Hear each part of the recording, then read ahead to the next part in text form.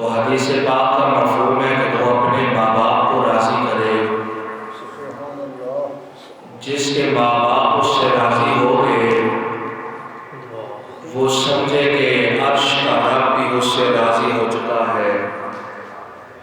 اور جس کے ماں باپ اس سے ناراض ہے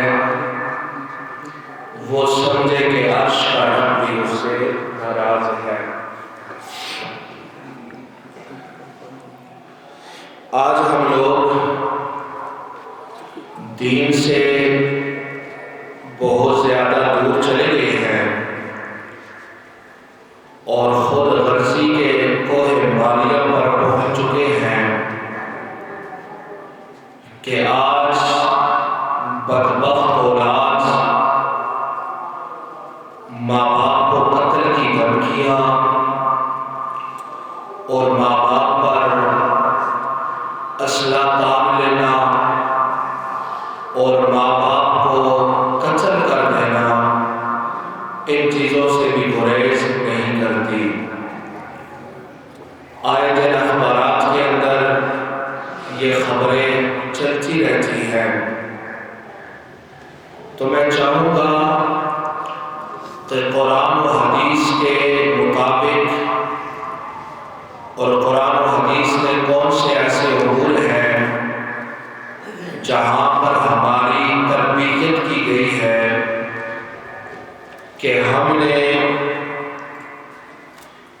اولاد کے کن معاملات کا خیال رکھنا ہے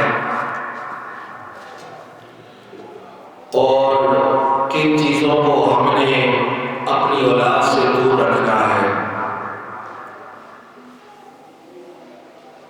سورہ شورا ہے، اللہ تبارک و تعالی اولاد کے بارے میں ارشاد فرماتے ہیں کہ لوگوں میری شان یہ ہے یَهَبُ لِمَن یَشَاءُ إِنَاثًا، میں جس کو چاہتا ہوں لڑکیاں ہی لڑکیاں عطا کرتا ہوں، وَيَهَبُ لِمَن یَشَاءُ الذُّكُورَ، اور جس کو چاہتا ہوں میں لڑکے ہی لڑکے عطا کرتا ہوں، أَوْ يُزَوِّجُهُمْ ذُكْرَانًا وَإِنَاثًا، فرمایا کہ میں تقدیر کا مالک ہوں، میں چاہتا ہوں جس کو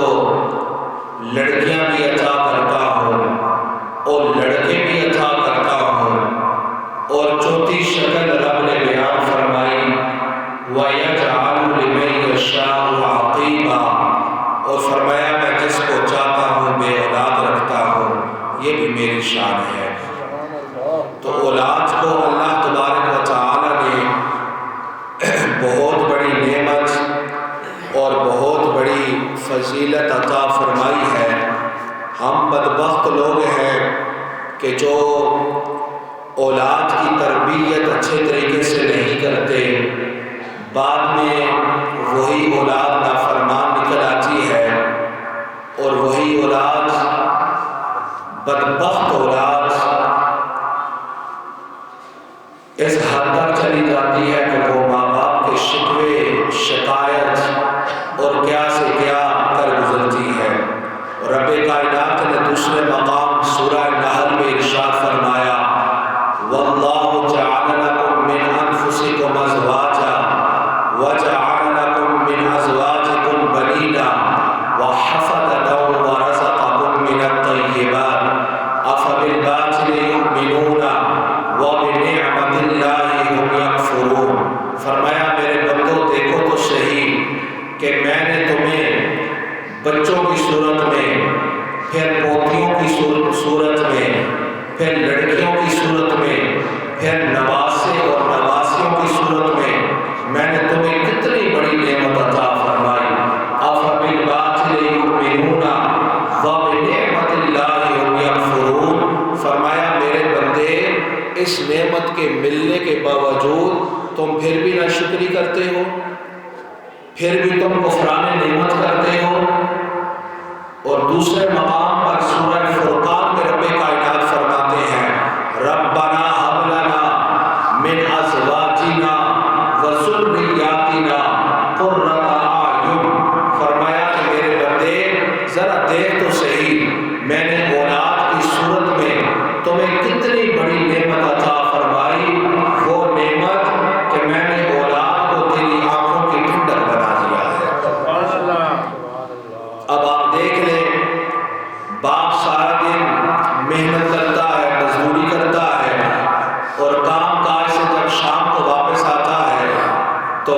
بیٹا اور بیٹی اس کے سینے سے چمٹ کر پیار کے دو بول بولتے ہیں، اس باپ کو دن بھر کی تھکاوٹ بھول جاتی ہے، اس کو محنت اور مشقت بھول جاتی ہے۔ رب کائنات فرماتے ہیں میرے بندے، یہ اولاد کی صورت میں میں نے تمہیں نعمت کبریٰ عطا فرما رکھی ہے۔ اور آپ مسلم شریف میں جائیں تو مسلم شریف کی روایت ہے، میرے اور آپ کے نبی صلی اللہ علیہ وسلم ارشاد فرماتے ہیں، میرے غلاموں، اذا مات الانسان انقطع عملہ، فرمایا کہ جب بندہ مر جاتا ہے اس کے سارے اعمال منقطع ہو جاتے ہیں۔ مطلب یہ ہے کہ جب بندہ مر گیا، اب وہ نمازی تھا تو قبر میں جا کر وہ نماز نہیں پڑھ سکتا، وہ روزے دار تھا تو قبر میں جا کر اس کا روزہ رکھنا بند ہو گیا، وہ تبلیغ دین کرتا تھا، وہ جہاد کرتا تھا، بڑے بڑے نیک اعمال تھے، میرے اور آپ کے نبی صلی اللہ علیہ وسلم فرماتے ہیں انقطع عملہ، اس کے سارے اعمال منقطع ہو گئے۔ لیکن حدیث پاک کے اندر 3 چیزیں ہیں، لیکن جو میرے مضمون سے چیز ریلیٹ ہے میں اس کو لوں گا۔ آپ نے فرمایا ہاں، مرنے والا بندہ اگر دنیا میں نیک اولاد چھوڑ کے آیا، اس کی اچھی تربیت کی، قرآن و حدیث اس کو سکھلا دیا، اسے اس راستے کا مسافر بنا دیا، تو اللہ کے محبوب صلی اللہ علیہ وسلم فرماتے ہیں اس بندے کا نامہ اعمال منقطع نہیں ہوتا، ختم نہیں ہوتا، وہ قبر میں جاتا ہے، اس کے نیک اولاد کا ثواب اسے قبر کے اندر پہنچایا جاتا ہے، اسے قبر کے اندر پہنچایا جاتا ہے۔ اب آپ دیکھیں کہ انسان اپنی زندگی میں 5 نمازیں پڑھتا ہے اور ہر نماز کا ثواب قرآن پاک دوسری جگہ بیان فرماتا ہے، من جاء بالحسنہ فلہ عشر امثالھا، فرمایا جو قیامت والے دن ہماری بارگاہ میں ایک نیکی لے کر آئے گا، رب کہتا ہے کہ ہم اس کو ثواب 10 کا عطا فرمائیں گے۔ جو کتنا نیکیاں لے کر آئے گا؟ ایک نیکی لے کر آئے گا۔ اب جو بندہ، اور یہ بھی مزے کی بات بتاؤ، یہ جو رول ہے نا، یہ جو قاعدہ ہے، یہ جو قانون ہے کہ ایک کے بدلے 10 ملے گی، یہ قانون بنا تھا شب معراج، جب میرے اور آپ کے نبی صلی اللہ علیہ وسلم رب کی معیت میں جاتے ہیں، حکم ہوتا ہے کہ میرے محبوب میں نے تمہیں 50 نمازوں کا تحفہ عطا کیا، تو حضور علیہ السلام کی درخواست پر 5 نمازیں کم ہوتی رہی، بالآخر 5 نمازیں رہ گئی، تو رب شب معراج یہ بتا رہا تھا، یہ دکھا رہا تھا، لوگوں دیکھو تو صحیح، تم کہتے ہو کہ اللہ والوں کے چاہنے سے کچھ نہیں ہوتا، فرمایا 50 تھی، ہم نے محبوب کے کہنے پر تمہارے لیے 5 فرض کر دی ہے۔ اب جب وہ لے کر آئے تو موسیٰ کلیم اللہ علیہ السلام عرض گزار ہوئے کہ بندہ نماز ایک چکر اور لگائیں، اس میں بھی تخفیف کرائیں، تو میرے اور آپ کے نبی صلی اللہ علیہ وسلم فرماتے ہیں کہ اے موسیٰ، اب رب کی بارگاہ میں جا کر 5 نمازوں کی تخفیف کرواتے ہوئے مجھے شرم آتی ہے۔ وہ 5 نمازوں کا تحفہ لے کر شب معراج میرے اور آپ کے نبی صلی اللہ علیہ وسلم وہاں سے لوٹتے ہیں،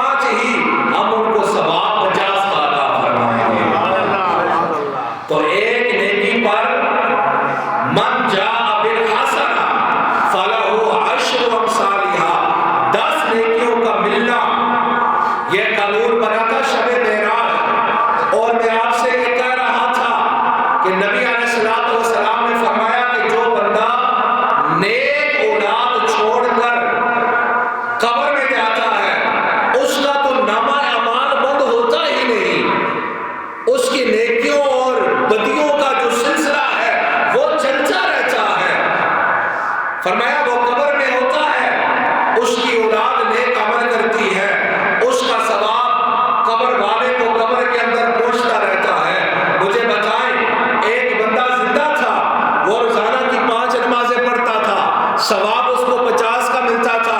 اب وہ اپنی زندگی میں 2 بچے چھوڑ کر، 3 بچے چھوڑ کر، 4 بچے چھوڑ کر اچھے طریقے سے ان کی تربیت کر کے رب کا بندہ بنا کر، مصطفیٰ کریم علیہ السلام کا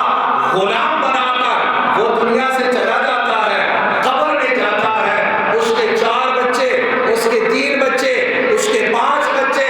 بعد میں نیک عمل کرتے رہتے ہیں، رب کائنات اس کا ثواب قبر میں اس کو پہنچاتے رہتے ہیں۔ اذا مات الانسان انقطع عمله، فرمایا مرنے والا تو قبر میں چلا گیا، اس کے اعمال کا سلسلہ ختم ہو گیا، لیکن جو نیک اولاد چھوڑ کر آیا اس کی نیکیوں کا رجسٹر بند نہیں ہوتا، اس کا یہ چیپٹر کھلا رہتا ہے۔ اور یہ حدیث پاک ہے ابن ماجہ کی، سنن ابن ماجہ، کہ بندہ قبر میں لیٹا تھا، اچانک اس کا درجہ بلند ہو جاتا ہے، اچانک وہ سوال کرتا ہے یا رب العالمین میرا یہ درجہ بلند کیسے ہو گیا، حالانکہ میں نے تو نماز نہیں پڑھی، میں نے تو قبر میں کوئی نیک کام نہیں کیا، اچانک لیٹے لیٹے یہ درجہ بلند کیسے ہو گیا؟ رب فرماتا ہے تو نے تو کچھ نہیں کیا، لیکن جو نیک اولاد چھوڑ کے آیا تھا نا، اس نے تیرے لیے بخشش کی دعا کی ہے، رب کائنات نے تیرے درجے کو بلند فرما دیا ہے، تیرے درجے کو، سارے بولنا، تیرے درجے کو بلند فرما دیا ہے۔ میرے دوستو، اب آپ یہ دیکھ لیں کہ تربیت اولاد کے سلسلے میں بگڑا بھی کچھ نہیں، بگڑا بھی کچھ نہیں، اولاد کو اس طرف لے کر آئیں، ان کی تربیت اچھی کریں، چاہتے ہیں کہ میرے قبر کی زندگی اچھی ہو جائے، چاہتے ہیں کہ میرے مرنے کے بعد بھی مجھے نیکیوں کا ثواب ملتا رہے، تو اولاد کی تربیت اچھی کرنا شروع کر دیں۔ اگر اولاد کی تربیت اچھی نہیں کر کے جائیں گے، آج دیکھ لیں فتنوں کے اس زمانے میں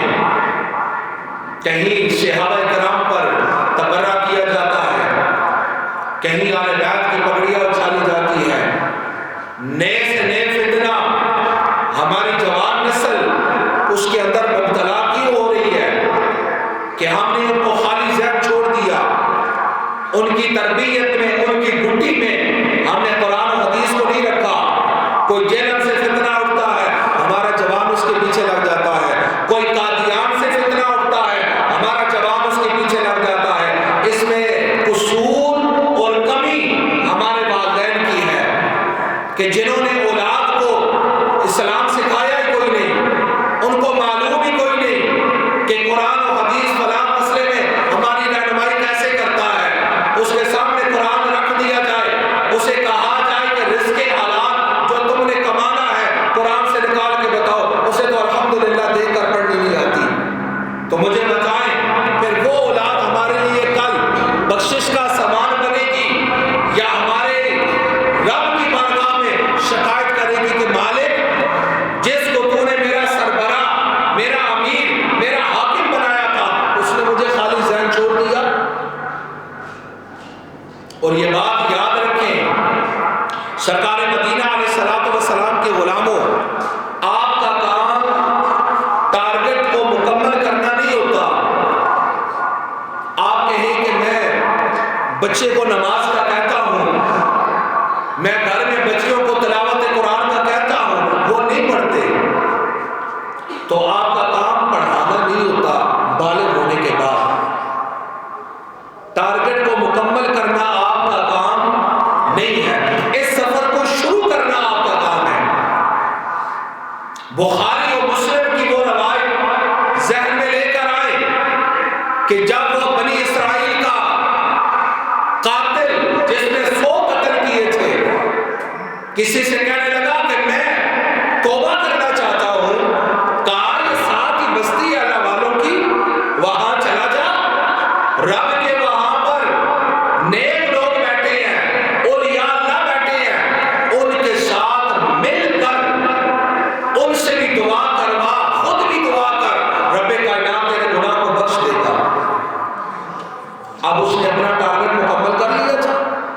نہیں ہوا، وہ تو وہاں پہنچا ہی نہیں۔ بخاری کی حدیث کا مفہوم ہے، اس نے اس سفر کو شروع کیا کہ ابھی راستے میں تھا کہ موت آ گئی، ٹارگٹ مکمل نہیں کیا، اولیاء کی مجلس میں جا کر نہ ان سے دعا کروائی، نہ رب سے معافی مانگی، بلکہ صرف اس راستے پر چلا، اس راستے کو شروع کیا۔ یہ سفر جب جاری تھا اسے موت آ گئی۔ رب کائنات نے فرمایا یہ سفر شروع کرنے کی وجہ سے ہم نے 100 قتل بھی معاف کر دیے ہیں اور تیرے لیے ہم نے بخشش کا اعلان بھی فرما دیا ہے، تیرے لیے بخشش کا اعلان بھی کر دیا ہے۔ تو ہمارا کام ٹارگٹ کو مکمل کرنا نہیں ہوتا۔ آپ یہ نہ کہیں یار اولاد ابھی 20 سال کی ہو گئی ہے، 25 سال کی ہو گئی ہے تو میں اسے اب نماز کے لیے کیسے لے کر آؤں؟ نہیں، آپ کہتے رہیں زبان کے ساتھ۔ اگر اولاد بالغ ہو گئی ہے، زبان کے ساتھ جب بھی نماز پڑھنے آئے تو آپ اپنی ڈیوٹی مکمل کریں، یہ ڈیوٹی آپ دیتے رہیں، باقی اس کا اپنا نصیب ہے۔ وہ سعادت کے راستے پہ چلتا ہے، شقاوت کے راستے پہ چلتا ہے، بدبختی کے راستے پہ چلتا ہے، یہ اس کا اپنا مقدر اور نصیب ہے۔ میرے بھائیوں، رب کائنات نے اولاد کی صورت میں ہمیں وہ نعمت کبریٰ عطا فرمائی ہے کہ جو مرنے کے بعد بھی ہماری نیکیوں کو ختم نہیں ہونے دیتی۔ سیدہ رابعہ بصریہ رضی اللہ تعالی عنہ، آدھی رات کا وقت ہے، گھر میں چور آ گیا، دستک دی، اندر آیا تو آپ نوافل میں مصروف رہے۔ اس نے نا گھر کی ایک ایک چیز کی تلاشی لی اور جب مایوس ہوا کہ فقیروں کے در پہ کیا ملتا ہے تو آپ نے کہا کہ بیٹا کچھ نہیں ملا۔ کہا کہ اماں جان مجھے تو کچھ نہیں ملا آپ کے گھر سے۔ فرمایا چل ایسے کرنا، میرے گھر میں آیا ہے تو خالی تو میں تمہیں بھیج نہیں سکتی، وہ گھر کے ایک کونے میں پانی پڑا ہوا ہے اور وہ مسلح پڑا ہے، میرے